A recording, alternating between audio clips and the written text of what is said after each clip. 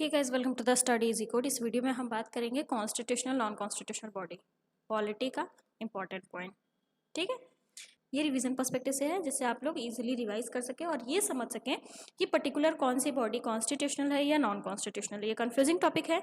ये वीडियो इसलिए आया है जिससे आपका जो भी कंफ्यूजन होगा कि पर्टिकुलर वो टॉपिक वो बॉडी कॉन्स्टिट्यूशनल है या नॉन कॉन्स्टिट्यूशनल है, वो चीज़ें आपको क्लियर हो जाएंगी। इसमें सारी कॉन्स्टिट्यूशनल नॉन कॉन्स्टिट्यूशनल बॉडीज हम नहीं डिस्कस करेंगे, इंपॉर्टेंट डिस्कस करेंगे। ठीक है, PYQs को हमने एनालाइज करके देखा है, तो जो important constitutional non constitutional bodies हैं उनको हमने यहाँ पे मेंशन किया है। तो चलिए एक एक करके देखते हैं। सबसे पहले इंपॉर्टेंट कॉन्स्टिट्यूशनल बॉडीज़ को देखते हैं। सबसे पहला इसमें क्या है, ECI, election commission of India. याद रखिएगा, ECI क्या है, कॉन्स्टिट्यूशनल बॉडी है। ठीक है, अच्छा, कॉन्स्टिट्यूशनल नॉन कॉन्स्टिट्यूशनल मतलब क्या होता है? कॉन्स्टिट्यूशन का मतलब जो संविधान के अंदर जो बॉडी पर्टिकुलरली कॉन्स्टिट्यूशन के अंदर बनाई गई है, और नॉन कॉन्स्टिट्यूशनल वो जो बॉडी होगी वो किसी एक्ट के थ्रू आई होगी, कॉन्स्टिट्यूशन में उसको नहीं बनाया गया। ठीक है, तो दोनों में डिफरेंस समझ में आया, मतलब समझ में आया। चलिए अब हम एक एक देखते हैं। तो ECI, election commission of India, क्या हो गया, कॉन्स्टिट्यूशनल बॉडी हो गया। ठीक, इस आर्टिकल के अंडर में है आर्टिकल 324। ये सारे चीज़ इंपॉर्टेंट है। ठीक है, पॉइंट वाइज है, आपको अच्छे से याद हो जाएगा। आर्टिकल किसमें, 324 में है। अच्छा, इलेक्शन कमीशन ऑफ इंडिया का अपॉइंटमेंट कौन करता है, प्रेसिडेंट। ठीक, इलेक्शन कमीशन ऑफ इंडिया जो है उसका अपॉइंटमेंट कौन करता है, प्रेसिडेंट। लेकिन प्रेसिडेंट कैसे, एक बॉडी बनी रहती है, मतलब एक ग्रुप रहता है जो लोग क्या करते हैं, प्रेसिडेंट को हेल्प करते हैं, सजेस्ट करते हैं कि ऐसे आप बनाइए। तो उसमें कौन कौन रहता है, प्राइम मिनिस्टर, LOP का मतलब क्या है, लीडर ऑफ ऑपोजिशन। ठीक है, union cabinet minister nominated by prime minister. तो ये लोग रहते हैं जो कि प्रेसिडेंट को सजेस्ट करते हैं, किसके लिए, इलेक्शन कमीशन ऑफ इंडिया के अपॉइंटमेंट के लिए। बट डायरेक्ट अपॉइंटमेंट कौन करता है, प्रेसिडेंट। ठीक, ये जो इलेक्शन कमीशन ऑफ इंडिया है इसमें कौन कौन होता है, कंपोजिशन क्या क्या है इसका। तो एक तो चीफ इलेक्शन कमीशन होता है, ठीक है, और दो इलेक्शन कमीशंस होते हैं। तो ये याद रखिएगा, एक चीफ इलेक्शन कमिश्नर और दो इलेक्शन कमिश्नर। ठीक है, इनको रिमूव कैसे किया जाता है, तो जो चीफ इलेक्शन कमिश्नर होते हैं उनको रिमूव करने का क्या प्रोसीजर होता है, जैसे सुप्रीम कोर्ट के जज को रिमूव करते हैं, same procedure chief election commissioner को रिमूव करने का होता है। ठीक है, और ये इलेक्शन कमिश्नर को कैसे रिमूव किया जाता है, प्रेसिडेंट द्वारा इन्हें रिमूव किया जाता है, किसके एडवाइस पे, चीफ इलेक्शन कमिश्नर। समझ में आया, चीफ इलेक्शन कमिश्नर को कैसे रिमूव किया जाता है, जैसे सुप्रीम कोर्ट के जज को रिमूव किया जाता है जो प्रोसीजर फॉलो करके, वैसे ही चीफ इलेक्शन कमिश्नर। और इलेक्शन कमिश्नर को कैसे रिमूव किया जाता है, इन्हें रिमूव डायरेक्ट प्रेसिडेंट करते हैं, किसके एडवाइस पे, चीफ इलेक्शन कमिश्नर के एडवाइस पे। ठीक, टेन्योर इनका कितने का होता है, 6 ईयर्स या फिर 65 ईयर्स, ये ध्यान रखिएगा। इनका टेन्योर का जो सीन है वो कहीं भी कॉन्स्टिट्यूशन में मेंशन नहीं है, ये इंपॉर्टेंट है, डायरेक्ट पूछ लेता है कि ये चीज़ कॉन्स्टिट्यूशन में है या नहीं है, या जो आपको स्टेटमेंट देगा उसमें लिख देगा कि this is given in constitution, तो वही पॉइंट आपको पकड़ना है। तो जो टेन्योर है इलेक्शन कमीशन ऑफ इंडिया का 6 ईयर्स या 65 ईयर्स, ये कॉन्स्टिट्यूशन में मेंशन नहीं है। अब इनके क्या क्या फंक्शन है ये देखते हैं। ये इलेक्शंस को कंडक्ट करवाते हैं, ठीक है, किसके किसके इलेक्शंस को, पार्लियामेंट, स्टेट लेजिस्लेचर, प्रेसिडेंट और वाइस प्रेसिडेंट, इनके इलेक्शंस को कंडक्ट कौन करवाता है, इलेक्शन कमीशन ऑफ इंडिया। इनके क्वासी जुडिशियल पावर भी हैं। कैसे क्वासी जुडिशियल पावर, जैसे मान लो कोई भी पार्टी है, ठीक है, क्या है, पॉलिटिकल पार्टी, उनके बीच में कोई भी डिस्प्यूट हुआ, ठीक, पार्टीज के बीच में कोई डिस्प्यूट हुआ, सिंबल डिस्प्यूट हुआ, या पार्टी को रिकॉग्नाइज करने के लिए, ये सारे पावर्स क्या है, क्वासी जुडिशियल पावर, जो कि किसके पास है, इलेक्शन कमीशन ऑफ इंडिया के पास है। ठीक है, और क्या है, एडवाइज ऑन डिस्क्वालिफिकेशन। देखो, प्रेसिडेंट और गवर्नर दोनों को ये एडवाइस करते हैं, किस लिए, मान लो कोई MP या MLA का डिस्क्वालिफिकेशन से रिलेटेड कोई मैटर है, ठीक है, उसमें ये क्या करते हैं, प्रेसिडेंट और गवर्नर को एडवाइस करते हैं। और ये जो इनका एडवाइस का पावर है, ये प्रेसिडेंट और गवर्नर पे क्या होगा, बाइंडिंग होगा, ये चीज़ याद रखिएगा। ठीक है, हम एक ही पेज में इसको इसलिए किए हैं जिससे आपको चीज़ें ईजिली याद रहें। ठीक, इनके कुछ अदर फंक्शंस भी है, जैसे कि ये CEO सुपरवाइज स्टेट इलेक्शन को सुपरवाइज करते हैं। No power to deregister party को डी रजिस्टर वगैरह करने का पावर इनके पास नहीं होता है, तो ये याद रखिएगा। पार्टी को रिकॉग्नाइज करने का पावर, या पार्टी में कोई भी डिस्प्यूट वगैरह है उसको सॉल्व करने का पावर इनके पास होता है, बट पार्टी को डी रजिस्टर करने का पावर इनके पास नहीं होता है। तो आई होप आप लोग को इलेक्शन कमीशन ऑफ इंडिया का सारा पावर समझ में आया होगा, सारी चीज़ें समझ में आई होंगी, किस आर्टिकल में है, अपॉइंटमेंट कैसे होता है, कंपोजिशन क्या है, रिमूवल क्या है, टेन्योर क्या है, फंक्शंस वगैरह क्या है, सारी चीज़ें समझ में आई होंगी। ये कॉन्स्टिट्यूशनल बॉडी है, याद रखिएगा। चलिए नेक्स्ट कॉन्स्टिट्यूशनल बॉडी को देखते हैं, जो कि क्या है, UPSC, union public service commission. किस आर्टिकल में है, 315 से 323, 315 से 323। अपॉइंटमेंट कौन करता है, प्रेसिडेंट। कौन कौन होता है इसमें, एक चेयरमैन और 8 या 9 मेंबर। ठीक, याद रखिएगा, एक चेयरमैन, 8 या 9 मेंबर। इनको रिमूव कैसे किया जाता है, प्रेसिडेंट द्वारा इन्हें रिमूव किया जाता है। किस ग्राउंड पे, इंसॉल्वेंसी या मिसबिहेवियर वगैरह के ग्राउंड पे इन्हें रिमूव किया जाता है। किसके द्वारा रिमूव किया जाता है, ये जरूर याद रखिएगा, प्रेसिडेंट द्वारा रिमूव किया जाता है। ठीक है, इनका भी टेन्योर 6 साल या 6 ईयर्स और 65 ईयर्स। ठीक है, बट ये यहाँ पे कॉन्स्टिट्यूशन में मेंशन है, यूपीएससी का टेन्योर क्या होगा, या तो 6 साल लगातार, या तो उनकी उम्र 65 साल हो गई है तब। ये चीज़ कॉन्स्टिट्यूशन में मेंशन भी है। ठीक है, फंक्शंस क्या क्या है, रिक्रूटमेंट एजेंसी, ये तो आप लोग को समझाने की ज़रूरत है नहीं, ये तो आप लोग समझ ही रहे होंगे।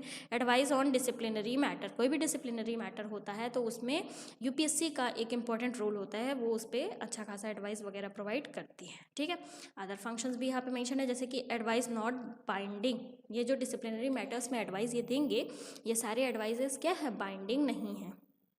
ठीक है, ऐसा नहीं है कि ये जो भी कह दिए वो बाइंडिंग होगा, वो करना ही करना है, इनका जो भी एडवाइस है वो बाइंडिंग नहीं होता है। ठीक, salary charge on CFI, consolidated fund of India, इनकी सैलरी जो है वो कहाँ से चार्ज होती है, कंसोलिडेटेड फंड ऑफ इंडिया से। नो रीअपॉइंटमेंट, ये चीज़ भी ध्यान रखिएगा, इनका फिर से रीअपॉइंटमेंट नहीं होता। मान लो एक पर्सन ये चेयरमैन या मेंबर्स हो गया है, फिर दोबारा से उनका अपॉइंटमेंट नहीं होता है, ये इंपॉर्टेंट है, याद रखिएगा। ठीक है, चलिए अब नेक्स्ट कॉन्स्टिट्यूशनल बॉडी को देखते हैं, जो कि है CAG, comptroller and auditor general. ठीक, किस आर्टिकल में है, 148। अपॉइंटमेंट किसके द्वारा होता है, प्रेसिडेंट द्वारा। और कैसे अपॉइंटमेंट होता है, जैसे सुप्रीम कोर्ट के जज का अपॉइंटमेंट होता है, वैसे ही उसी सेम प्रोसीजर पे कैग का भी अपॉइंटमेंट होता है। किसके द्वारा, प्रेसिडेंट द्वारा। इनका भी टेन्योर 6 ईयर्स 65 ईयर्स। ये जो टेन्योर है कहाँ पे मेंशन है इनका, कैग एक्ट 1971 में। याद रखिएगा, कॉन्स्टिट्यूशन में ये मेंशन नहीं है कि कैग का टेन्योर कितना होगा, बल्कि एक एक्ट, कैग एक्ट 1971 में ये मेंशन है कि कैग का टेन्योर कितना होगा। ठीक है, फंक्शन क्या क्या है, ये ऑडिट्स परफॉर्म करते हैं। कैसे ऑडिट, रेगुलेटरी, लीगल, परफॉर्मेंस, ये तीनों तरीके की ऑडिट वगैरह को ये परफॉर्म करते हैं। ठीक, बहुत सारे रिपोर्ट्स, जो भी फाइनेंशियल रिपोर्ट्स वगैरह होते हैं, पार्लियामेंट के सामने ये सबमिट करते हैं। कॉम्प्ट्रोलर, ऑडिटर जनरल क्या करते हैं, पार्लियामेंट में रिपोर्ट्स को सबमिट करते हैं। ठीक, फिर अदर फंक्शंस है, only constitutional body that take oath. देखो, कैग एकमात्र ऐसी कॉन्स्टिट्यूशनल बॉडी है जो कि क्या लेती है, ओथ लेती है। ये जरूर याद रखिएगा, क्योंकि यहाँ पे ओनली आ गया है, एक्सट्रीम स्टेटमेंट हो गया, तो उसको याद रखिएगा।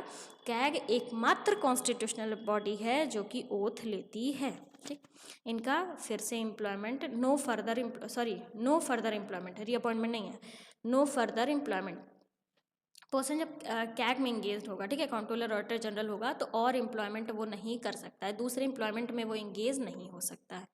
ठीक, ये यहाँ पे कहा है नो फर्दर एम्प्लॉयमेंट, कैग में है तो दूसरे एम्प्लॉयमेंट में इंगेज नहीं हो सकता है। ठीक है, आई होप आप लोग को समझ में आया होगा। चलिए नेक्स्ट देखते हैं, NCBC, national commission for backward classes. ठीक है, किस आर्टिकल में है, आर्टिकल 338 बी और 342 ए में। किस में है, 338 बी और 342 ए में है। ठीक है, अपॉइंटमेंट किसके द्वारा होता है इनका, प्रेसिडेंट द्वारा। कंपोजिशन, चेयरपर्सन, वाइस चेयरपर्सन और 3 मेंबर।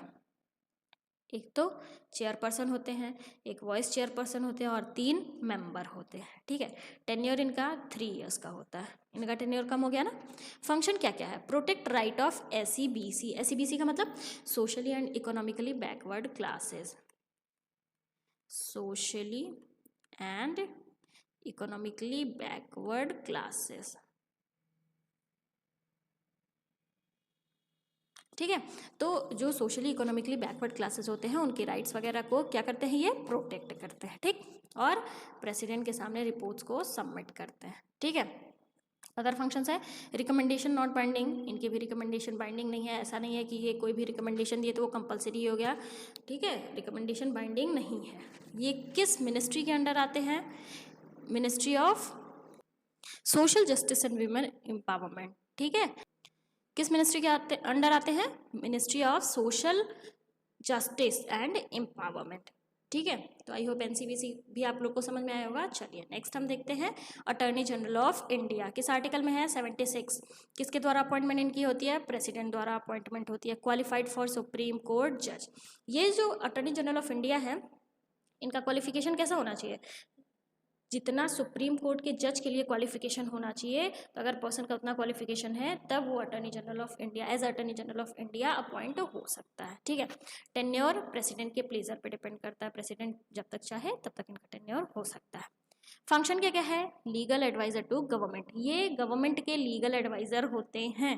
याद रखिएगा, अटॉर्नी जनरल क्या होते हैं? गवर्नमेंट के लीगल एडवाइजर होते हैं, ठीक। Appears in supreme court and high court, participates in parliament, parliament वगैरह में ये पार्टिसिपेट भी करते हैं, ठीक। अदर फंक्शंस भी है, not full time, can practice privately. ये प्राइवेट, देखो अभी पीछे था ना, जो कैट थे वो किसी और चीज़ में इंगेज नहीं हो सकते थे, बट ये प्राइवेटली प्रैक्टिस वगैरह भी कर सकते हैं, ठीक है। Resign with council of minister, council of ministers के साथ ये रिजाइन भी कर सकते हैं, ठीक। तो ये तो इजी था, अटॉर्नी जनरल ऑफ इंडिया का जो भी सीन है वो इजी था। आई होप आप लोग को समझ में आया होगा। चलिए, अब जो भी इम्पोर्टेंट कॉन्स्टिट्यूशनल बॉडीज़ थे, जो मतलब कि वो बॉडीज़ जो कि कॉन्स्टिट्यूशन के अंडर में जिनका फॉर्मेशन हुआ है, कॉन्स्टिट्यूशन में डायरेक्टली मेंशन है कि उन बॉडीज़ का फॉर्मेशन कहाँ पे होगा, उनका पर्टिकुलर आर्टिकल है, वो आर्टिकल में मेंशन किए गए हैं, ठीक है। उनके पावर फंक्शंस वगैरह को हमने डिस्कस कर लिया। अब हम इम्पोर्टेंट नॉन कॉन्स्टिट्यूशनल बॉडीज़ को देखते हैं, ठीक। चलिए एक एक करके नॉन कॉन्स्टिट्यूशनल बॉडीज़ को देखते हैं हम।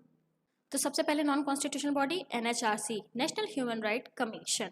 किस एक्ट के तहत? जब ये नॉन कॉन्स्टिट्यूशनल है तो इसका मतलब ये किसी एक्ट के तहत बने होंगे, ठीक है। तो पर्टिकुलर किस एक्ट के तहत बने हैं ये जरूर ध्यान रखिएगा आप लोग हर चीज़ को। NHRC national human right commission किस एक्ट के तहत बने हैं? Protection of human right act 1993, ठीक है। Protection of human right act 1993 के तहत NHRC का गठन हुआ है। कौन अपॉइंट करता है? प्रेसिडेंट। PM लेड कमिटी, एक कमिटी ने एडवाइस करती है प्रेसिडेंट को, और प्रेसिडेंट NHRC का अपॉइंटमेंट करते हैं। कौन कौन है इसमें? एक चेयरपर्सन और 5 मेंबर्स है। टेन्योर 3 इयर्स और 70 इयर्स, ठीक है। मतलब कि 3 साल या फिर पर्सन की उम्र 70 साल हो जाएगी, ये इनका टेन्योर है। फंक्शन क्या क्या है? इन्वेस्टिगेट HR वॉयलेशन, कहीं पर भी ह्यूमन राइट का वॉयलेशन हो रहा है तो उसको इन्वेस्टिगेट करना इनका सबसे मेन काम है, ठीक है। ह्यूमन राइट का वॉयलेशन अगर हो रहा है तो उसको इन्वेस्टिगेट करना। सुओ मोटो पावर, मतलब कि ऑन इट्स मोशन, मतलब कि उनके ऊपर उनका जो पावर होता है बहुत ज़्यादा होता है, सुओ मोटो पावर, ये याद रखिएगा, ठीक है। सिविल कोर्ट पावर, जो भी पावर सिविल कोर्ट्स के पास होती हैं वो भी NHRC के पास है, ठीक। तो समझ में आया? सबसे मेन फंक्शन, अगर कहीं पे ह्यूमन राइट का वॉल्यूशन हो रहा है उसको इन्वेस्टिगेट करना। इनका सुओ मोटो पावर बहुत होता है, मतलब कि वो अपने विल पे, विल पावर जिसको कहते हैं, अपने विल पे बहुत सारी चीज़ें कर सकते हैं। सिविल कोर्ट के पास जो पावर होते हैं वो भी NHRC के पास है, ठीक। अदर फंक्शंस है, ये एक्स ऑफिसर मेंबर्स होते हैं। Recommendation in nature, limited armed force role, ठीक है। ये इनके अदर फंक्शंस हो गए, ठीक। चलिए अब नेक्स्ट नॉन कॉन्स्टिट्यूशनल बॉडी को देखते हैं, जो कि क्या है? CIC, central information commission. किस एक्ट के तहत बना है? RTI एक्ट 2005 के तहत। अपॉइंटमेंट प्रेसिडेंट करते हैं, सेम PM लेड कमेटी के साथ। कंपोजिशन, एक तो चेयरपर्सन और 10 ICs, ठीक है। टेन्योर 3 इयर्स और 65 इयर्स का। Function, ensure RTI compliance, RTI से रिलेटेड कोई भी प्रॉब्लम्स है उसको सॉल्व करना। सुओ मोटो पावर इनके पास भी होता है, सिविल कोर्ट पावर इनके पास भी होता है। अदर, नो रीअपॉइंटमेंट, ये इंपॉर्टेंट हो गया। सेंट्रल इंफॉर्मेशन कमीशन में अगर कोई मेंबर इन दोनों में से किसी भी पोस्ट पे एक बार हो चुका है तो फिर से उनका यहाँ पे अपॉइंटमेंट नहीं हो सकता है। Report to central government, central government वगैरह को ये रिपोर्ट किया करते हैं। चलिए अब हम नेक्स्ट नॉन कॉन्स्टिट्यूशनल बॉडी को देखते हैं, जो कि क्या है? CVC, central vigilance commission act, CVC act 2003। Appointment president द्वारा, PM led committee. Composition, chairperson, 2 other person. Tenure 4 year 65 year. अच्छा, टेन्योर का जो है ये टेन्योर चेंज होता रहता है, तो इसको ध्यान रखिएगा। चेंज होता रहता है इन द सेंस कि जैसे ऐसा नहीं है कि आप एक किसी कॉन्स्टिट्यूशनल या नॉन कॉन्स्टिट्यूशनल बॉडी का याद रखेंगे तो उसी से रिलेटेड सब होगा, नहीं। सारे कॉन्स्टिट्यूशनल नॉन कॉन्स्टिट्यूशनल बॉडी का डिफरेंट है, तो इसको जरा आप लोग ध्यान रखिएगा, ठीक है। चलिए फंक्शंस को देखते हैं। करप्शन वगैरह को ये प्रिवेंट करने का काम करते हैं। सेंट्रल विजिलेंस कमीशन क्या करते हैं? करप्शन वगैरह अगर हो रहा है तो उसको खत्म करने की कोशिश करते हैं, प्रिवेंट करने की कोशिश करते हैं। Supervise CBI appointment, CBI appointment अगर हो रहा है तो उसमें सुपरवाइज भी ये करते हैं, ठीक है।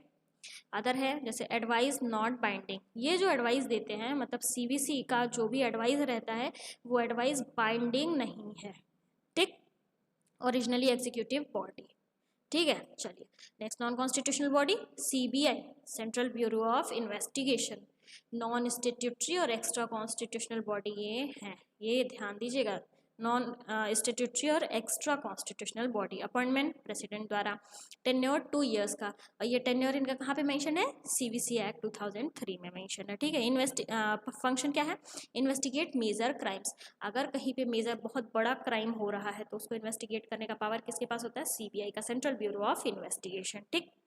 और दूसरा पावर इनका क्या है, इंटरपोल लियासिन, इस पावर के अंडर क्या है, सीबीआई पूरे देश में, ठीक है, पूरे कंट्री में जो भी लॉ इन्फोर्समेंट एजेंसीज हैं, लॉ इन्फोर्समेंट एजेंसीज, उनसे क्या करेंगे, लॉ इन्फोर्समेंट एजेंसीज उनसे क्या करेंगे, कनेक्ट होते हैं, ये इनका पावर होता है। इंटरपोल लियासिन मतलब कि पूरे देश में जो भी लॉ इन्फोर्समेंट एजेंसीज हैं उनसे सीबीआई कनेक्ट होते हैं और चीज़ों को पता लगाते रहते हैं कि पर्टिकुलर टाइम पे कौन सा क्राइम कहाँ पे ज़्यादा बढ़ रहा है। इस पावर को क्या कहते हैं, इंटरपोल लियासिन, जो कि किसके पास है, सीबीआई के पास, ठीक। तो जो मेन 2 फंक्शन है सीबीआई के वो हमने डिस्कस कर लिया। अदर फंक्शन जैसे needs CGSG permission in state, state में इन्हें स्टेट या मतलब कंट्री हुआ, सेंट्रल गवर्नमेंट स्टेट गवर्नमेंट की परमिशन ये लेते हैं। अगर मान लो कहीं पे ये इन्वेस्टिगेट वगैरह कर रहे हैं तो इन्हें परमिशन वगैरह लेने की ज़रूरत पड़ती है। अटैच टू डीओपीटी, डीओपीटी का मतलब department of personnel and training से ये अटैच्ड भी थे, अटैच्ड भी होते हैं, ठीक है। तो याद रखिएगा department of personnel and training से अटैच्ड भी होते हैं, और अगर कहीं पर्टिकुलर जगह पे इन्हें इन्वेस्टिगेशन वगैरह करना है तो इन्हें सेंट्रल गवर्नमेंट या स्टेट गवर्नमेंट की परमिशन लेनी भी ज़रूरी होती है, ठीक है। तो आई होप आप लोग को CBI, central bureau of investigation समझ में आया होगा। चलिए नेक्स्ट हम देखते हैं, next non constitutional body Lokpal and Lokayukta act, Lokpal act 2030, इस एक्ट के तहत बने हैं लोकपाल एक्ट 2013 के, ठीक है। अपॉइंटमेंट किसके द्वारा, प्रेसिडेंट द्वारा। Composition chairperson plus 8 members, 8 members में क्या होगा, 50 from SC ST OBC minority, मतलब कि 8 मेंबर में 4 मेंबर कहाँ से होंगे, SC ST OBC या माइनॉरिटी से होंगे, ये फिक्स है। टेन्योर 5 ईयर्स या 70 ईयर्स का। फंक्शन क्या है, probes corruption cases including judiciary, जो भी करप्शन केसेस वगैरह हैं उनको सॉल्व करना, उनको खत्म करना जड़ से, ये इनका मेन फंक्शन है। अदर क्या है, नो सुओ मोटो, ये ध्यान रखिएगा, इनका कोई भी मतलब ऐसा नहीं है अपने विल पे कोई एक्शन ले सके या कोई काम कर सके, सुओ मोटो इनके पास नहीं होता है, ठीक। कंप्लेन नॉट आफ्टर 7 ईयर्स, अगर कोई कंप्लेन है तो 7 साल के बाद आप लोकपाल या लोकायुक्त के पास नहीं कर सकते हैं। अप्लाइज टू एनजीओज वगैरह से ये कनेक्टेड रहते हैं और मोस्टली जो भी केसेस वगैरह होते हैं ये सॉल्व करते हैं, ठीक है, समझ में आया। चलिए नेक्स्ट डेलिमिटेशन कमीशन, किस एक्ट के तहत बने हैं, डेलिमिटेशन एक्ट 2002। अपॉइंटमेंट किसके द्वारा होता है, president. Composition retired supreme court जज, चीफ इलेक्शन कमीशन और state election central election commission और स्टेट इलेक्शन कमीशन। कंपोजिशन किसका किसका है, रिटायर्ड सुप्रीम कोर्ट जज, सेंट्रल इलेक्शन कमिश्नर और स्टेट इलेक्शन कमिश्नर का कंपोजिशन डेलिमिटेशन कमीशन में होता है। इनका फंक्शन क्या होता है, redraws electoral boundaries based on census, census के बेसिस पे इलेक्टोरल बाउंड्रीज को क्या करना, रीड्रॉ करना। मान लो ऐसे है, फिर अगर जनसंख्या बढ़ गई तो देखो ऐसे समझ लो, ठीक है। ये हुआ था कि यहाँ का जो निर्वाचन क्षेत्र है अलग होगा, मतलब कि इलेक्टोरल बाउंड्रीज यहाँ का अलग, जनसंख्या बढ़ गई, पॉपुलेशन बढ़ गया तो क्या हुआ, ये यहाँ हो गया, यहाँ हो गया, यहाँ हो गया, 3 बन गया। ये सारा काम किसका होता है, डेलिमिटेशन कमीशन का, ठीक है। आई होप आप लोग को समझ में आया होगा। अदर्स क्या है, order can not be challenged in court, हाँ ये बहुत ज़्यादा इंपॉर्टेंट है और इस पर लास्ट ईयर यूपीएससी ने क्वेश्चन भी पूछा था। डेलिमिटेशन कमीशन का जो ऑर्डर है वो किसी भी कोर्ट वगैरह में चैलेंज नहीं किया जा सकता है, ठीक है, ये ध्यान रखिएगा आप लोग, ठीक। तो यहाँ पे हमने जो भी इंपॉर्टेंट कॉन्स्टिट्यूशनल और नॉन कॉन्स्टिट्यूशनल बॉडी था उसको हमने डिस्कस कर लिया, जो भी पीवाईक्यूज को एनालाइज करने के बाद हमें इंपॉर्टेंट लगा और जो कि यूपीएससी जिस पे बार बार क्वेश्चन पूछती रहती है उसको हमने डिस्कस कर लिया। आई होप ये वीडियो आप लोग के लिए बेनिफिशियल होगा। So thank you for watching this, please do like share and subscribe, thank you.